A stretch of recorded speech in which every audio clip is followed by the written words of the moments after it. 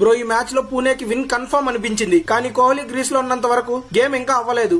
ఇది ఐపీఎల్ 2016 లో RCB versus super Giants మధ్య మ్యాచ్. ఆర్సీబీ టాస్ గెలిచి ఫస్ట్ బౌలింగ్ చేయాలని డిసైడ్ చేశారు. పూణే ఓపెనర్ సాలిడ్ స్టార్ట్ ఇచ్చారు, కానీ సెకండ్ ఓవర్ లో కవాజా రన్అట్ అయ్యాడు. కానీ తర్వాత అజింక్య రహానే ఆర్సీబీ బౌలర్స్ ని డెస్ట్రాయ్ చేసి 48 బాల్స్ లో 74 రన్స్ స్మాష్ చేశాడు. సౌరవ్ తివారీ 52 రన్స్ తో సపోర్ట్ ఇచ్చాడు. ఇద్దరు కలిసి పూణేకి 191 రన్స్ స్ట్రాంగ్ టోటల్ సెట్ చేశారు.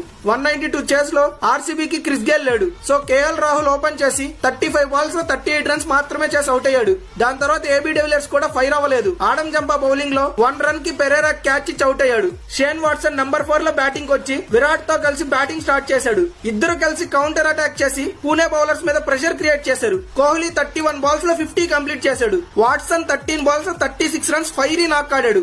కానీ ఆర్సీబీకి 28 బాల్స్ లో 50 రన్స్ కావాలన్న టైంలో ఆర్పీ సింగ్ వాట్సన్ ని ఎల్బీడబ్ల్యూ చేసి పంపాడు. ప్రెషర్ మొత్తం కోహ్లీ మీద పడింది. రిక్వైర్ రన్ రేట్ పెరిగి